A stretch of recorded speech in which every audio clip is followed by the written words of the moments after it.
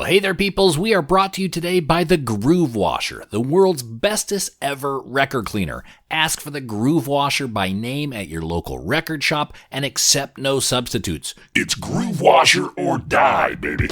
And hey, we're also brought to you today by AudiofileUSA.com. Only excellent and near mint use vinyl, some still sealed, all still gorgeous. That's AudiofileUSA.com. Search, dig, and grab the deals.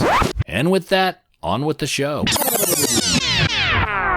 Well, hey everyone, it's Nate. Thanks for tuning in to this week's episode of The Vinyl Guide, the podcast for record collectors, music nerds, and the undeniably handsome. You are certainly in the right place here. This is episode 325, and we have a great guest today. Ambrose Kenny Smith of the Murlocs and King Gizzard and the Lizard Wizard joins us today to talk records, recordings, rare vinyl, the early days of the Melbourne music boom, and heaps more. Plus, we get some glimpses into what's next for both King Gizzard and the Murlocs.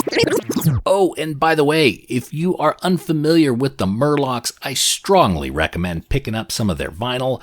Their newish album is Bittersweet Demons, with gorgeous vinyl pressings available at flightlessrecords.com, or just straight up go to unclemerle.com. There's different web stores for different continents. Bittersweet Demons is a great place to start. So is Manic Candid Episode. That is one of my favorite Murlocs albums. And of course, you can see Ambrose and the Murlocs currently on tour, or catch him later this year with King Gizzard. Dates for those shows are up at gizverse.com.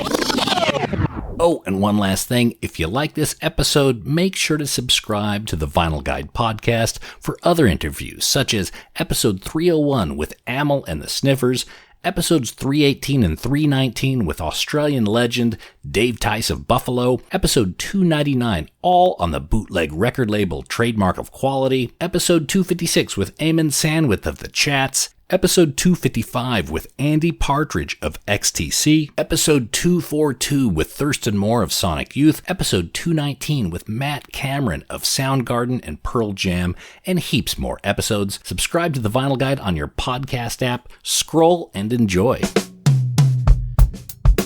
And with that, let's get into our conversation with Mr. Ambrose Kenny Smith.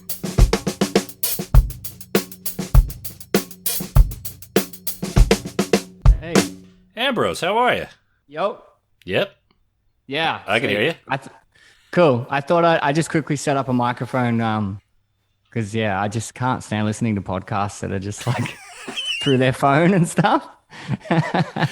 Hey, you know what you can do? If you record the WAV file, you could ship that over to me, and then I'll sandwich them together. Yeah, I'm going to do that. Yeah, that's what I'm going to do. I'll also, I stupidly, I got some bit of a demolition happening in my backyard today.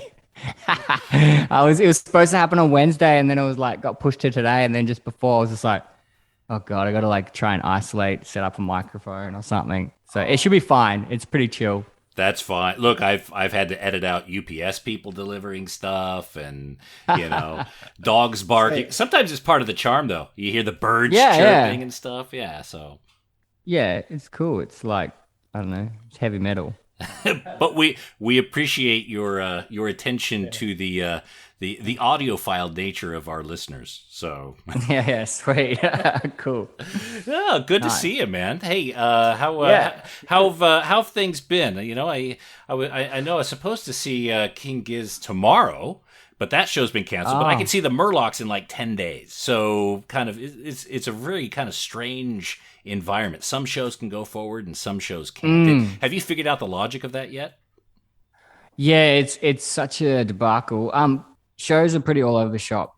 I don't know. It's all just been so dicey, and then it's a crazy, stressful time, as it always feels like it is. But it's just intense when it comes down to sort of my decision at the end of the day, or like the band's decision. And it's not so much like the money thing. It's just also just like the safety part of it as well, and jeopardizing more shows, bigger shows, just so much work and things go into it that makes the stress levels way worse when I could tell you're conflicted by it. Just the way you speak about it. Yeah, because it's like you always full steam ahead, and then at the last, the week or so out, you really start contemplating so many things, Mm-hmm. I guess not just like COVID, just like everything. I don't know. You want the show to be as good as possible. You don't want to be just kind of bummed out about it, because the show's supposed to be, it's for the fans, but it's for yourself as well. You got to be happy with what you're doing. So with Murlocs, you are, I guess, the decision maker, right? You're the center of that. Where Gizzard, you're a bit more of a passenger, or at least part of a collective. Is there a role? Which one do you feel most comfortable in? Equally. I've always questioned those things between the two, but yeah, I enjoy both of it. Like, I don't mind doing the Murloc stuff, like, like co-managing and, pretty much doing a lot of things, making a lot of things happen for no pay. It's for the love. And, all those guys, they were my best friends, so I'm happy to try and make it work as much as I can, because I always have that guilt of being in King Gizzard and being so busy with King Gizzard that, whenever I get the time to do the Murlocs, I really just try and do as much as I can, because I feel like I really owe it to them as well, for them, for standing by me for 10 years, So, yeah. And I just love the music we make we make together in both projects. I get the best out of everything in both things. I learned so much from both these days. I think it was always like learning things from Gizzard to take to Murlocs, but then now it's all sort of just like having my head around like the industry more and how things happen. It's beneficial in both ways. Yeah, listening to Murlocs and just the album to album to album, the growth of the band, and perhaps you as a songwriter, has been really tremendous, really, over the last 10 years. Just to see where you go. If you go back and you listen to Loopholes, I mean, it's, it's good, it's standard, but with each release, you see a lot of growth. And I would imagine a lot of that comes from the community you're in, getting ideas from Gizzard, just growing as an individual. I mean, do you recognize that sort of growth in your songwriting? Totally. Yeah. I think that's what just keeps it going with the Murlocs as well. Like, I feel like we're a fine wine these days. I think we have a new album that's going to be out later in the year, and we just almost finished mixing the one after that. And yeah, we seem to just keep being like more prolific as we're getting older and more like aware of our songwriting and how we want to like create things, and what, like, we can already kind of at least I can hear in my head what the song needs to be from like someone's demo, and I've sort of encouraged everyone as well always to like write more and stuff, because like Murloc should be a vessel for everyone to be, getting something out of it. No one should be in the back seat. Like, it's a team effort. Because that's what Gizzard is like as well. As as we both bands evolve, it's all becoming way more and more collaborative, and it makes it way funner. Everyone gets way more out of it, and just makes you want to keep doing it. You mentioned earlier that you may have a bit of guilt with Murlocs as a project, because it sometimes maybe it plays, a second. Yeah, the shadow. Yeah. Did the whole COVID lockdowns in Melbourne, where you were forced to stay home and and you couldn't tour, was that a bit of a mixed blessing? Yeah, it actually was. The first 6 months or so, I was, like everyone, really depressed and just really confused, questioning my existence and what I did. And I always just felt like more of a performer than a musician. I never really like being in both bands and being a keen skateboarder and doing other things. I never really stupidly didn't sit down for long enough and try and really work on my craft as much as I wish I did. I was very lazy in that department. So now I feel like I'm just been trying to play catch up for this whole pandemic. So I think nowadays I can finally classify myself as a musician and more and a recording artist, I guess, because I think before that I always felt like I was just more of a performer. I looked way more forward to performing and interacting and that sort of whole stage setup. But now, thanks to the pandemic, it is a blessing in disguise that I've definitely gone the other way. And now I'm really into making records and stuff. Okay. All right. I could tell because you say you've got 2 other Murlocs albums already. Yeah. And very the finalized state. Gizzards.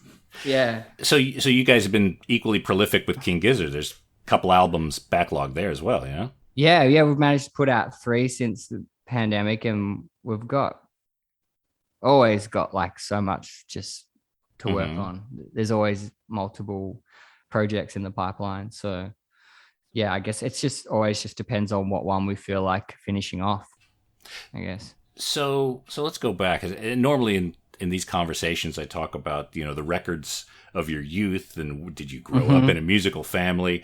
It's pretty clear that you did. I mean, your dad's pretty much an Aussie music legend. I mean, he performed on Morning of the Earth soundtrack, which is, Yeah. That's definitely a highlight. What was music kind of a foregone conclusion? Was it a given in your house that you would play music and that was the direction you'd go? Yeah.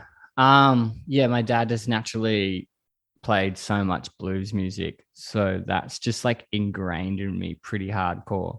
I can't listen to anything for too long that you can't dance to or like feel something from. I struggle to get into some things. Like I appreciate like the shit out of it, like everything, but I just have this thing that's just the core to me, and like the key to my heart is just, just Delta blues pretty much at the end of the day. So yeah, from a young age, I was just, once I was hearing Muddy Waters and Sonny Terry and John Lee Hooker and, Sonny Boy Williamson and, list goes on. And then I saw Blues Brothers, and then that was it. And then when I saw the movie Blues Brothers, I was like, this is the best thing in the world. Like this is it. So I used to sit there with this, like, you have one of those heaters with the grills on it, and I used to put bits of bread with like a fork against that and watch it, and because I wanted to be Elwood so bad that I like would just eat like plain bits of toast, because he gets like, it's like 2 whole fried chickens and a Coke. Yeah, I was gonna say you could have gone the other way. Yeah, you could. Yeah. Well, I'm going that way now. Yeah. Look, if the last thing that I hear on this planet is Ray Charles's version of "Shake Your Tail Feather," I'm fine with that. Yeah. Sign me up too. Yeah, that'd be a great way to go. Was there a record that you brought home that your family was kind of like, I don't know about this? It was very much something that generated outside of the house. Yeah, I reckon. I can distinctively, for some reason, in that confused state as a kid, I remember like getting Big Willie Styles, like Will Smith, like the single on a CD, getting jiggy with it. And then like, it wasn't soon after that I just became obsessed with like, Muddy Waters and stuff. But other than that, I remember buying that single and get like, Christmas, got like Batman Forever soundtrack, like to smash like Seal, Kiss from a Rose and stuff. But pretty much I didn't have many like 180s like that. I sort of just had those 1 or 2 initial things where I was like, yeah, I think this is cool. And then I was like, oh wait, no, this is cool. And then like I used to fall asleep every night listening to those records. Like just like the bootlegs I used to go and bust. So Blues Brothers movie was like it. I used to got my mom to buy me this real cheap like kids suit, and I would go to this like market and I would busk for like hours just playing harmonica, just trying to wing it. Like, cause once I like dad taught me how to like bend a note, I was just went with it, and I would go down there and just like try and wail for hours. And then I'd get all my coins and go over to this music stand this dude Werner, he would have this music stand and he would have all these like bootlegs of like all the blues dudes. And I didn't know any better. I thought they were the real thing, but I was just like, yeah, and just bought like every one of them all the time. That's what I spent all the money on. And then I'd go home and put on my ghetto blaster and fall asleep listening to them. Wow. So that's how obsessed I was. Yeah. Yeah. I would imagine your parents were very, very supportive in that, especially with the music that your dad was known for. I mean, he must have, did he kind of tilt you that way? Did he tell you what was good? Did he let you find your own way?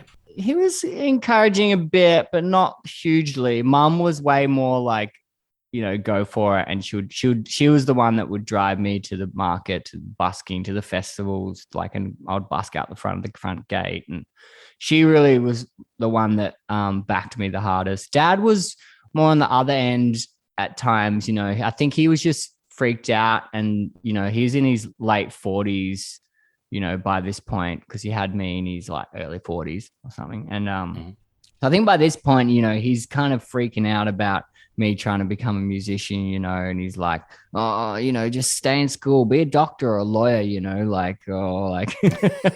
sort of things. And I think out of spite, I was always like, no, I'm going to stick it to you. I'm going to, I'm going to show you what's up. And I don't know. I guess I've kind of gotten to that point now, and it feels weird because now I'm like, it sort of went a few years ago when I felt like I reached that mark. And he said like, wouldn't say, people say, oh, you must be so proud of your son. And he's like, I'm not proud because you did it yourself. And then I'll always be like, oh, bastard. Now I just want more. So he was kind of always good at like treating it mean to keep him keen, but but also supportive as well. It's a different approach as opposed to my mum, who was just like, yeah, like go for it. Well, your dad, when being a musician, especially his style of musician, when he was doing it kind of in the early 70s, very different world. I mean, the playing gigs interstate in Australia was very difficult. That was the thing.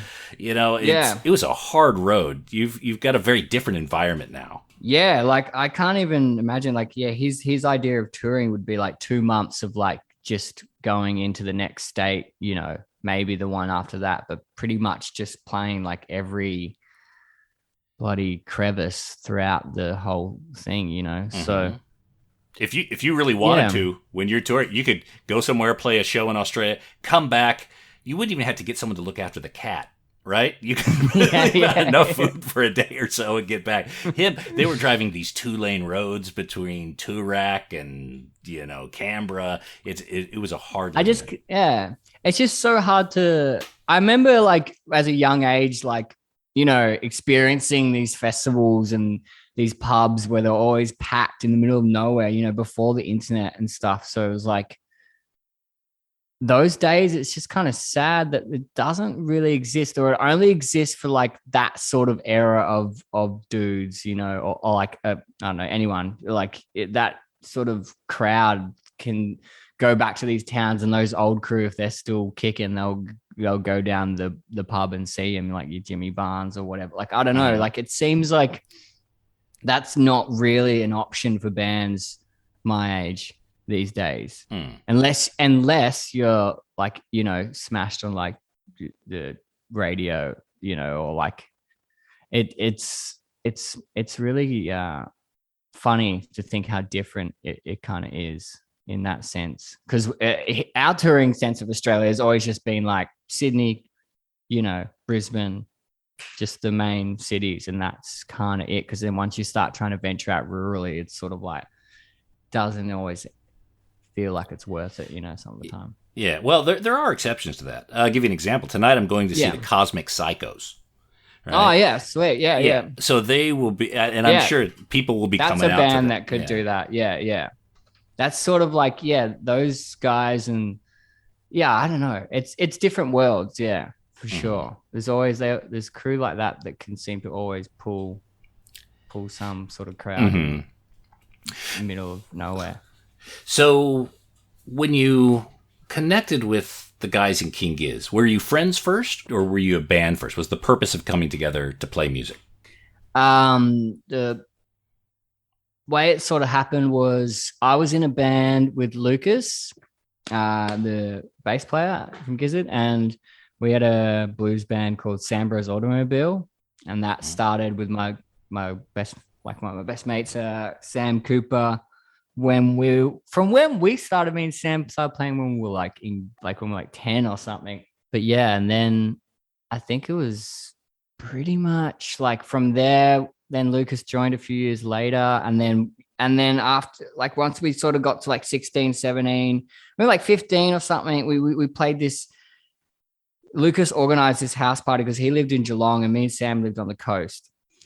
And we went to this house party, and it was like Stu and Cook from Gizzard were playing in their band Revolver and Son, and that's where we saw them play for the first time. And then we met each other then. And we were like, I'm like 15, they're like 16, 17 or something. Mm-hmm. Kind of, it sort of got to the point where I was finishing high school, and those guys were like in uni in Melbourne, and Stu had started King Gizzard. And I was like, I think everyone sort of knew that Stu was like better than everyone else. And then he just sort of came out of left field, and it just hit the ground running. And once I saw them play, I was just like, in my head, I was like, I want to play in this band real bad. And then he asked me to play harmonica like the next week, and then I just kept rocking up. Okay. Pretty much. Was the name King Gizzard and the Lizard Wizard already established? That was what the name was when I saw them. I think a little bit before that, they were Sea of Trees at the very beginning. I think they did like one show, maybe two shows.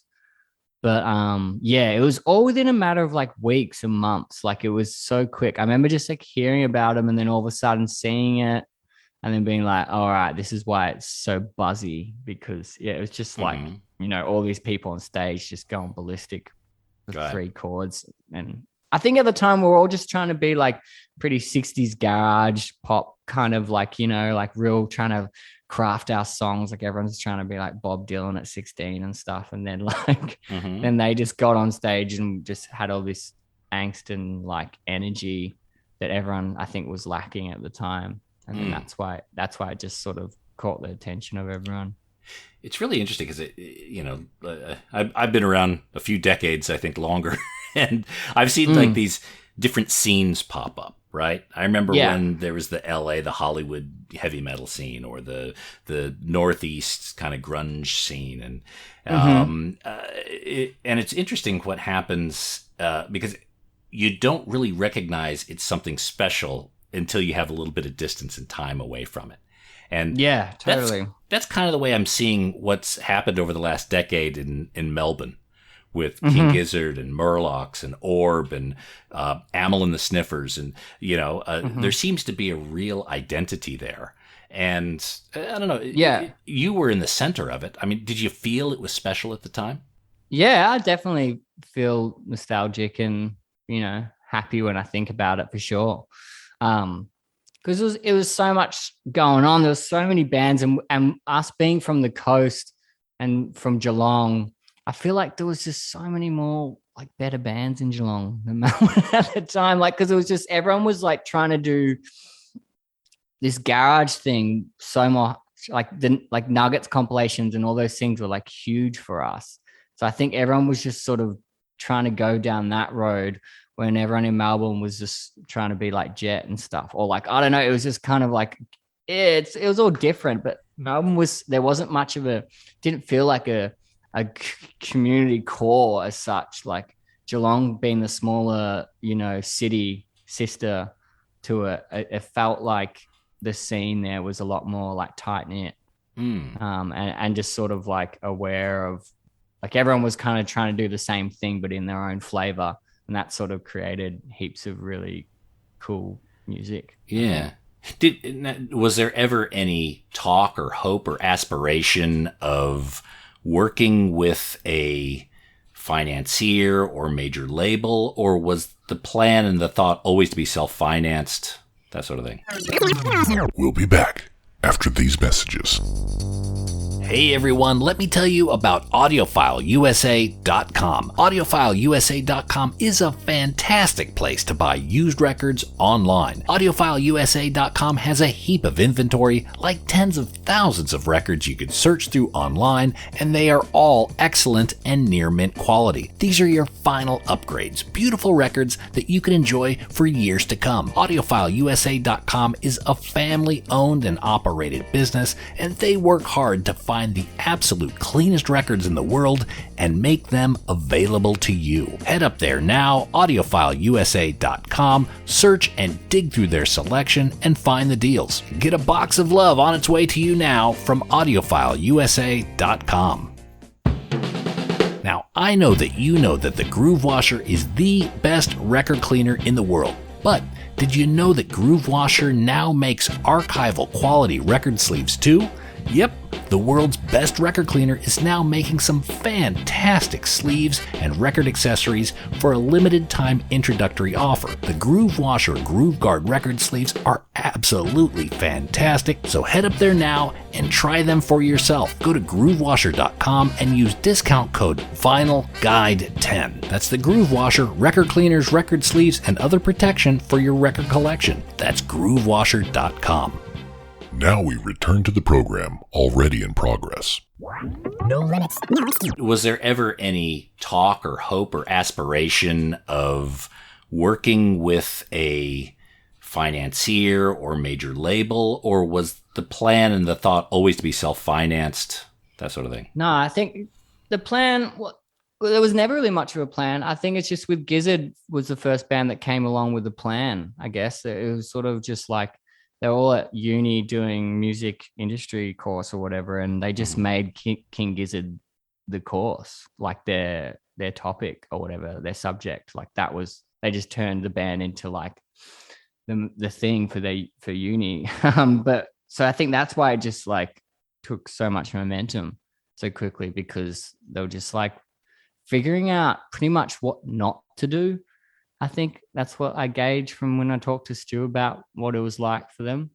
I sort of took, or like they realized that they could just do things so much more differently, and there's ways to do it. And also we were just like, yeah, we're moving fast, we're getting lots of attention, but also no one wanted to touch us either at the time.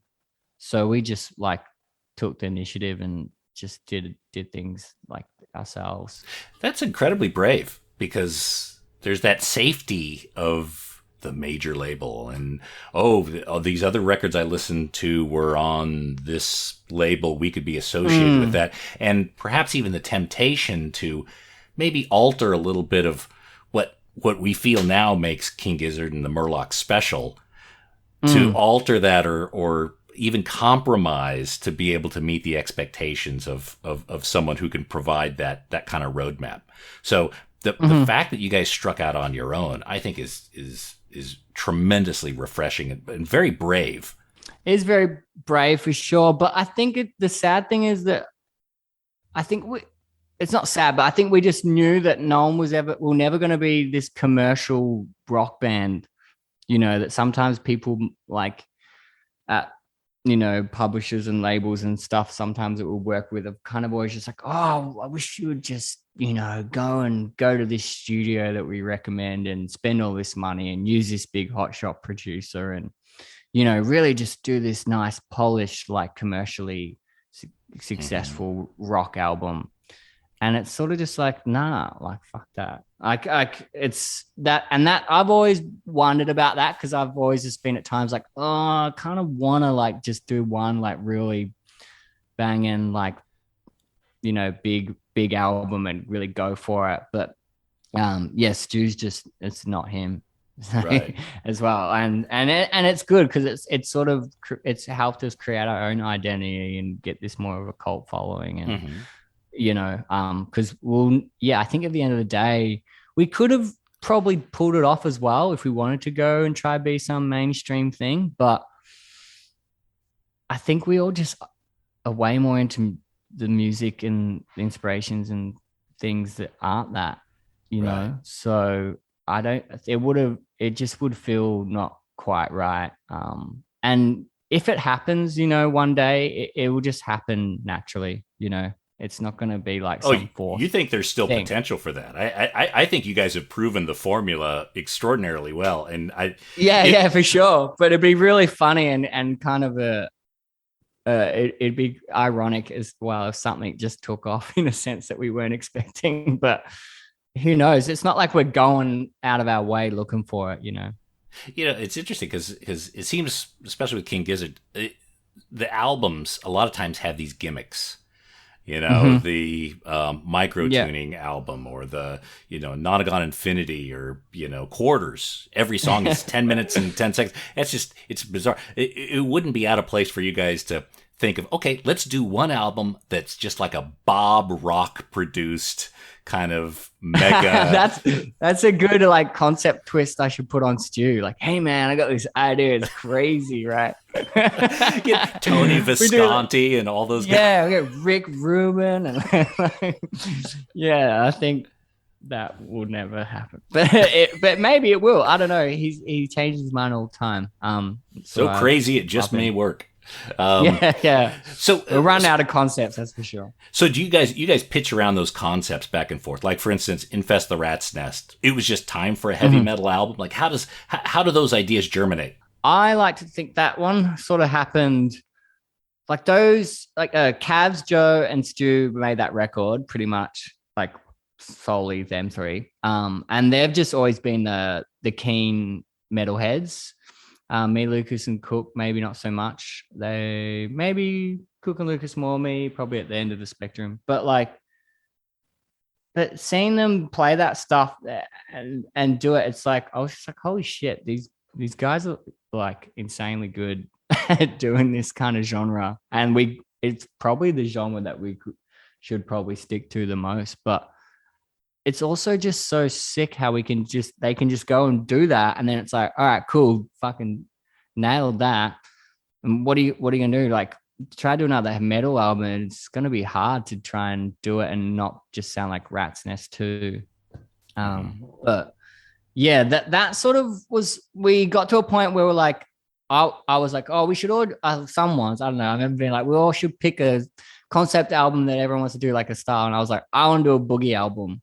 And so we're like, cool. And then so that was the first one when we came up with this idea of everyone does their own sort of album when we'll try to follow their lead. And we did Fishing for Fishies, and it kind of didn't really turn out that way. But I feel like it's so hard to pull off that, like, I was wanting it to be, some sort of, Stones Canned Heat, like, or just go to some house in like French Villa or something.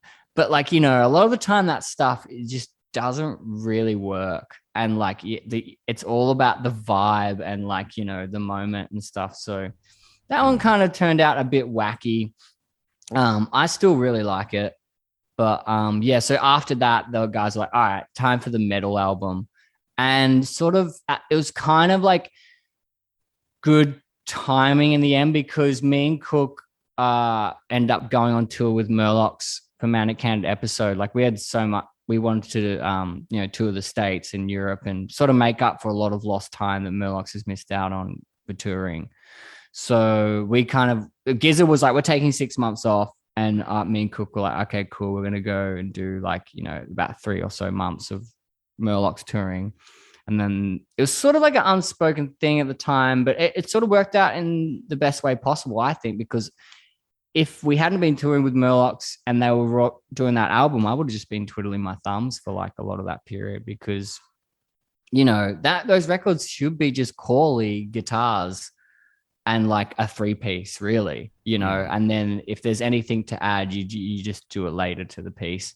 But so they just went to town on Rat's Nest while we were touring and doing Manic Candidate episode stuff with Murlocs. And I remember being in the van and like with Murlocs, we'd wake up, we'd be driving to the next show, and me and Cook will be on our laptops, like with our like MIDI keyboards, trying to like add synths or like trying to do something to it. And we're both just looking at each other like, what do we do? I don't think there's anything we can really do on this record, which is cool, but it's just funny how it's working out.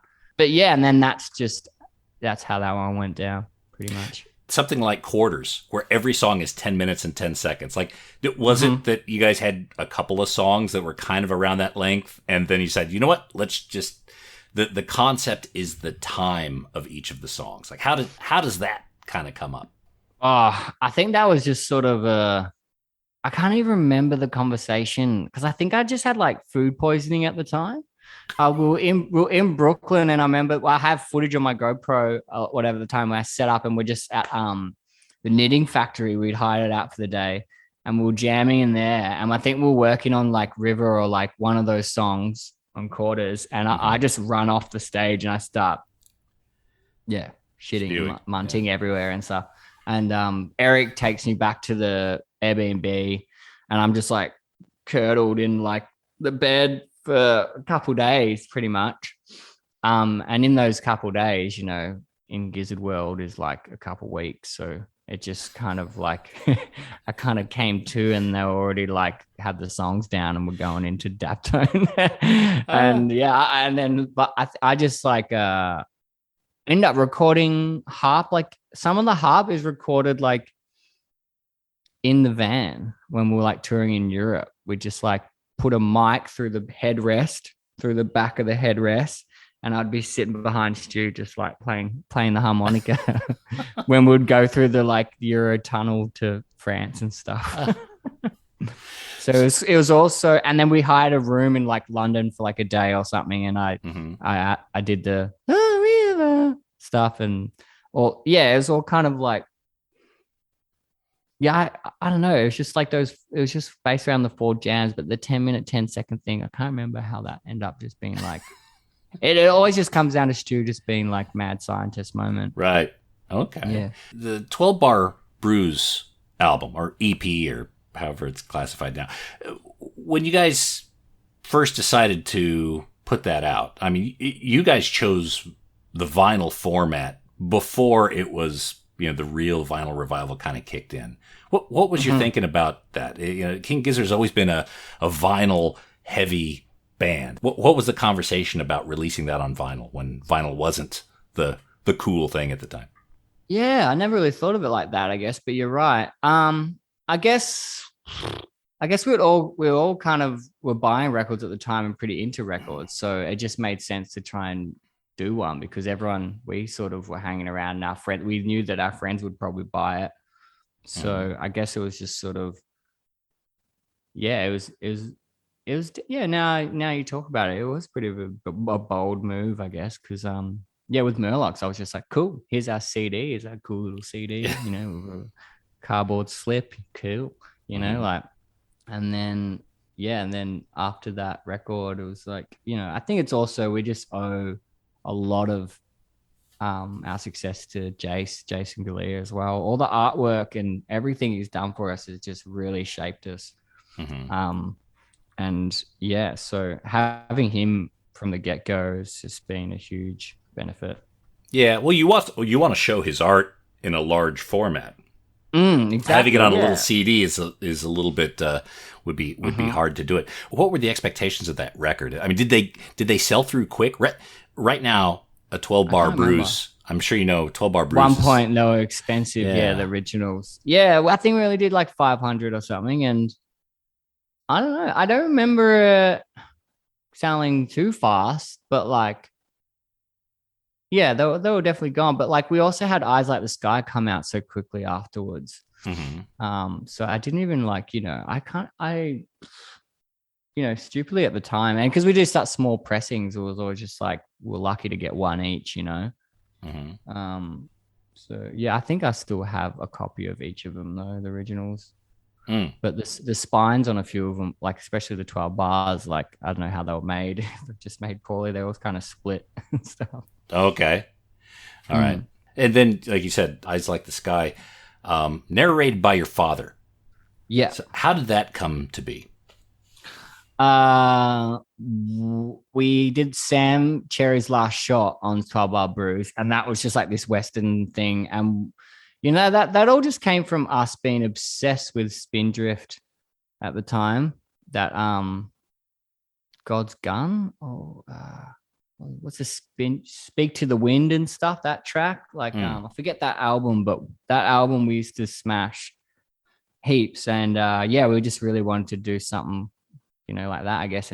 And Stu did the Sam Cherry's Last Shot. And he was also reading like Blood Meridian at the time and Cormac McCarthy and stuff. And he wanted to like just literally get like an American or like someone, I forget who wanted to get, but then I was just like, man, my dad's like obsessed with cowboys and Indians. Like he would love to do this. Mm-hmm. And then he wrote like the Sam Cherry's Last Shot thing. And then from there, he just like, Dad just went ahead and wrote this whole storyline about Miguel O'Brien. And I think that's one of the coolest things Dad's written. That whole plot is really cool. He sort of did that. And then Stu just sort of was making the music at the time. And then Stu just sort of slotted it in where it made sense with the music, I think. Mm-hmm. Whilst listening to the voiceover he'd done. Have you guys ever considered performing it live with your dad narrating? We did at GizFest a couple years ago. 2018, I think. We got him up and we did a couple songs. I really want to. I would love to try and bring him to like Red Rocks or something and do it there. I've been thinking about just like, paying out of my own money just to like get him to come. Red Rocks would be the perfect environment. Yeah, too. I know. But I don't know, like something like that would be awesome. One day I definitely want to try and convince him to fly over. I'm just worried now with COVID and stuff. He's like 75. I think he's like, turns 75 next week. But anyway, so I think he even did came up with a whole second, like a sequel, but we never got around to doing the music or doing the album because I don't know, it doesn't really feel like it needed to be done again. Right. In 2017, King Gizzard announced 5 albums for the year, which is extraordinarily ambitious. Was it a struggle to complete those 5 albums, or did you already have enough to know that you'd be able to meet that commitment? Yeah, that was a bit of a wild call at the time, kind of. Well, because we had like 3, and then like the 4th one, the ideas were like kind of there, but the 5th one was not. Nah, there was like off cuts though from all of them. So I think Stu just got excited on the radio and just was like, 5 albums. We're just like, okay, you heard it. And so he hadn't talked to you guys about it at all. Nah. He just blurted it out, and then he was just like, I remember Eric just like being like so freaked out. But he put it on himself because it comes down to Stewie as well at the end of the day with those situations. If he makes a call, he'll make it happen. Mm-hmm. But by the end of it was so nuts. Like we were in New Zealand and me and him were sharing a room, and like the like aircon was like broken, like not working properly. And it was like super hot in December, and I've got photos on my film camera, and he's just sitting there like cross-legged, just like on his laptop with like a microphone and headphones, just like looking like death, like trying to like trying to finish off Gumboot Soup, like making cabs go into the venue before the show, like during the day, to record drums on like songs, and Cabs was like so off it, like because we're all like just wanting to have a break at that point, and just go to the beach for a minute or something. And Stu was just like, "Come on, guys, we're gonna finish off this 5th album," and everyone's just like, "You motherfucker." Well, you can tell it must have exhausted the band because you guys didn't put anything out for the whole of 2018, right? So he ran it dry, but it's amazing. I can't believe we pulled it off, like, and releasing it all just up to like New Year's Eve, and throwing up tracks with just like Jace was just quickly just coming up with art like on the spot and just putting up single art. And Gumboot Suit turned out to be probably one of my favorite albums, really. Mm-hmm. Cool. I mean, and it, there's no quality suffrage from all that all that focus. Polygon to Wonderland, free album. Was that a concept early on to just give it away free and kind of see what happens? Like, what was the conversation like around that? Again, I wasn't super present for that one. Like, I did some vocals and some harmonica and stuff on that one. Yeah, I was there for a lot of the sessions and stuff, but I don't remember the point where they just decided to make it free. I think it was just Stu just being like, like, well, I think we should make it free. I think, yeah, I don't know. I'm not sure how Joe and Cavs felt about it at the time because they'd been working pretty hard on it. But like, I think it was also just like, I think it was it was just an experiment. It was just a real wild thing to try and see what would happen. And I think it's really cool. Yeah, it's been extraordinarily successful. In fact, that was one of my entry points into the band. And it was, and to top it off, it was a awesome album. Yeah. As well. But to give it away, it seems like, okay, everyone had to be on board with that because that affects everyone. It's not like... Oh, yeah, for sure. Yeah. But I think in amongst the whole 5 albums we're doing, it was sort of like, it's all right, I guess, whatever. I don't really remember much conversation about it. It was sort of just like, okay, cool, and no one really flinched too hard. You can't really, like, once Stu sort of has a vision in his mind, it's kind of hard to change it. But then and then it like happens, and then you're like, well, all right, nah, he's always kind of right, and he's got a good vision for like what things are going to be like. It's cool. Just adds to the Gizverse. Now, all this while, the Murlocs are still happening. You're recording, you're releasing materials on there. Was it pretty much assumed Murlocs were going to be on Flightless early on? Was that even much of a conversation? It was. Yeah, it wasn't much of a conversation. Yeah, it was sort of like Gizzard. It was for Gizzard. Eric was starting a label for Gizzard mainly, and he was already managing Murlocs. So like, I remember I was playing Gizzard, and then we put out the first self-titled EP, and we played live to air at PBS in Melbourne. And I remember not long after that, like a couple of days after, Eric just called me and was like, yeah, I've been talking to Indra, who was booking Gizzard at the time. And he's like, yeah, I'm going to manage Murlocs and Indra's going to book you guys. Is that cool? And I was just like, yeah, it's great. So it just made everything in the family and made more sense, and then, so it's pretty much just us two.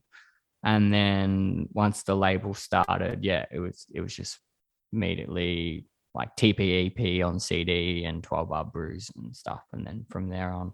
Mm-hmm. With Loopholes, as I understand, during the recording of Loopholes, there was a break-in. The laptop was stolen, and a lot of the material you had to re-record. Do you recall what was lost forever? I remember Stu's car. I think it was unlocked out the front of my friend's place in Carlton, and his laptop got stolen. And I think he was only in my friend's house for like 5 minutes or something. Like, it wasn't even long. I don't know. And I remember the time when he told me, I was kind of like, shit. But I also like thought the performance and like the songs and stuff just weren't there anyway. So I was kind of quietly like, this is a blessing in disguise, I reckon. But like, some of the Murlocs were just like shattered, but I just knew it wasn't as good as it could be. And I still think it turned out to be not as good as it could have been. So we ended up re-recording it. I feel like some songs we've even re-recorded 3 times. And I feel like just some songs like Serial Imposter and like a couple songs on there were just pretty filler. And like, I don't know. I think we'd done the 2 EPs, just because we were putting off doing the album. And then, I feel like it's cool. It's definitely just its own thing. But by the time it came around to it being done, after like the laptop being stolen and re-recording songs multiple times, like there was points where like me and Cook decided to go down to Callum's house, a guitarist, to do some overdubs one weekend. And he's like, yeah, come down, yeah. And we get there, he's like, oh yeah, I'm having a party though. We're like, what? You're having a party? And then like we're trying to record like vocals in this bedroom, like upstairs, and everyone's like climbing out the window and drinking on the roof and like hollering and having a good time. We have to like, and my friends like, I'd finish a vocal, like a line in the verse, and just be like, "Fuck yeah!" Like, oh, it was just like mayhem. But yeah. So that whole album was just like a real funny debacle, but we got there in the end. Does it surprise you that early pressings of like Loopholes or Young Blindness, they go for several $100s each? I mean, the collectability of the bands you're in is quite high. There's some fanatics that want everything, and the prices go high. What's the perspective on that? Yeah, I don't know. I honestly don't really get it. I get that because it's like the smaller pressing and stuff. Yeah, but I've never really kind of quite got that level of like fanatic. But each to their own. Do you collect anything? Not so much. I definitely hoard things. I definitely have lots of things. I try and hold on to memorabilia things a bit, probably more so than most of the members in both bands, maybe, I reckon. I don't know. I feel like I've got like a lot of like t-shirt designs we've done and like, and records and just like clippings and things like that. But not so much. I'm trying to get better at not hoarding and holding on to too much things. But as far as collectibles go, probably just mainly heaps of broken harmonicas. Is there an effort to archive or to collect various bits of King Gizzard or Murlocs or Flightless? I feel like it's got past that point. It's worth collecting. I wish I collected a bit more in the early days, but I have like, some like first like album reviews, first like live gig reviews and stuff, which is really cool to look back on. It's definitely lying around somewhere and probably at my mom's as well. But I feel like somehow, being, probably one of the biggest weed smokers in Gizzard or whatever, like I feel like I'm gonna have to write the biography one day because no one seems to like remember anything a lot of the time, and I somehow can remember a lot of things. So I really want to one day just go through all our tours, get all the dates down and all the shows, and try and remember everything that happened in between. And you get a ghostwriter or something, because that would be cool. Start taking notes now. Yeah. I say that. I was like, somehow I just can remember anything. One day I woke up and just it's all gone.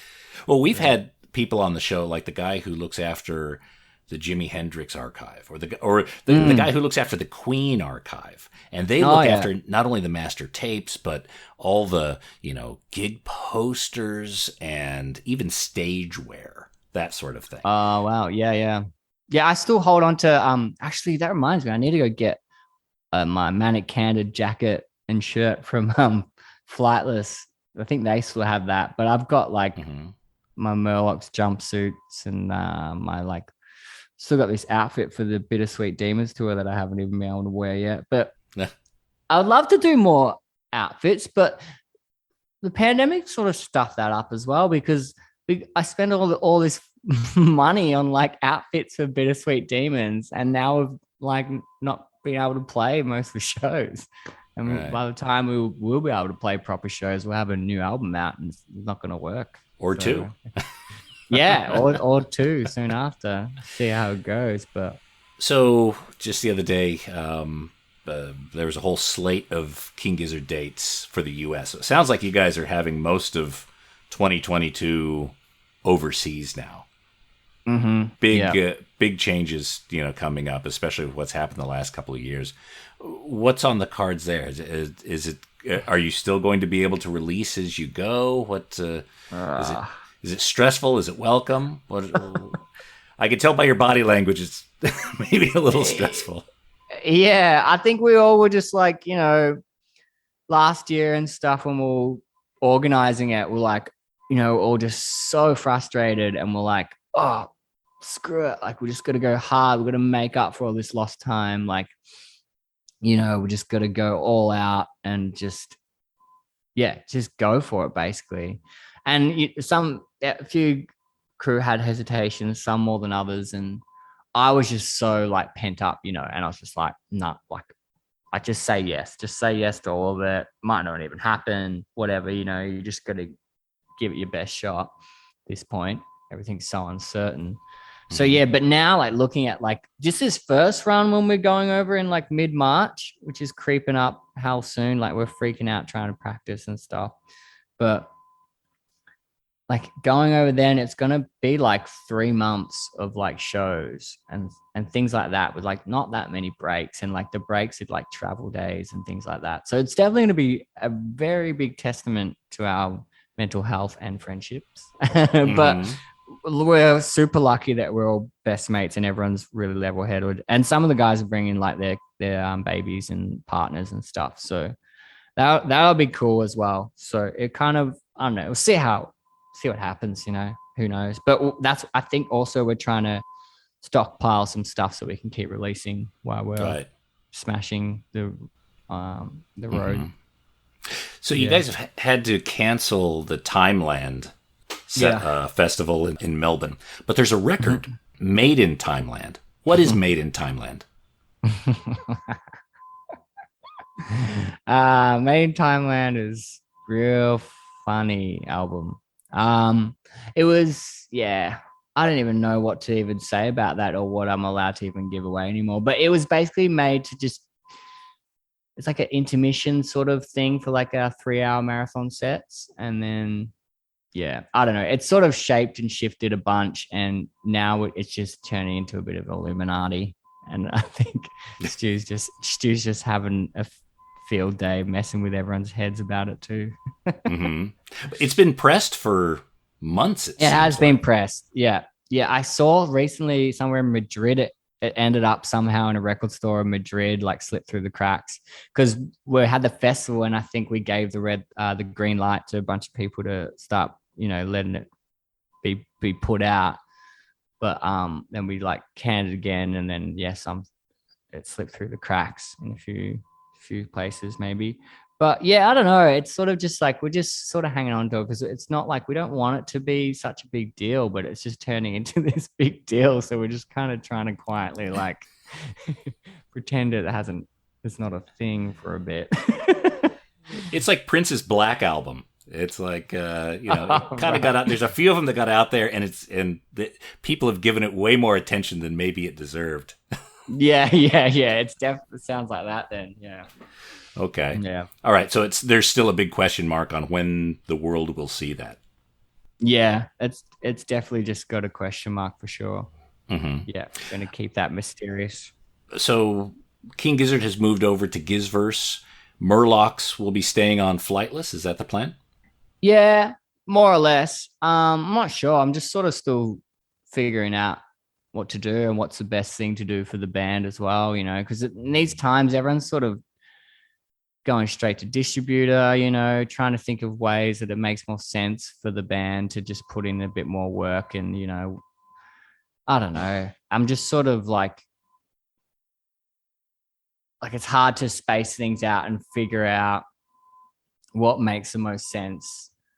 But I think the next Murlocs album will be through ATO, and I'm not sure yet. It's all sort of just up in the air, to be honest. So Ambrose, thank you so much for spending time with us here. I as an Australian of the last 20 years, I got to say the music that you guys are putting out has really given me so much hope and a lot of pride. I mean, knowing that sort of environment and that sort of community and that sort of art is coming out of Australia, it really, makes me feel very, very proud. I'm already a proud, adopted Australian, but the fact that you guys are kind of making such a soundtrack that me and my family and my friends are kind of having for our lives, and it's kind of homegrown here, and is great. And I do want to let people know, if you're new to King Gizzard or the Murlocs,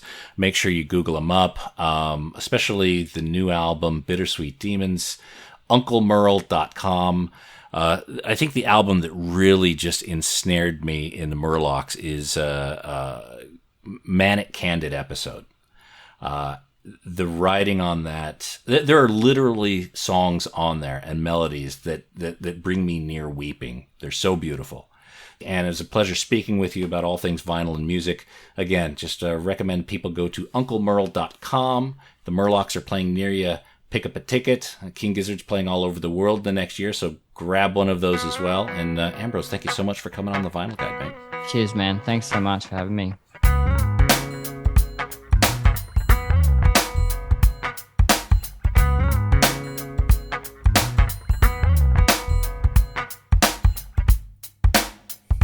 Oh, that is just awesome. Ambrose, thank you so much for coming on the Vinyl Guide and sharing those stories and talking about that history. We'd love to have you back anytime. Again, I want to recommend folks go to unclemerle.com. Check out the Murlocs tour dates. Grab some Murlocs vinyl. And of course, gizverse.com for everything related to King Gizzard and the Lizard Wizard.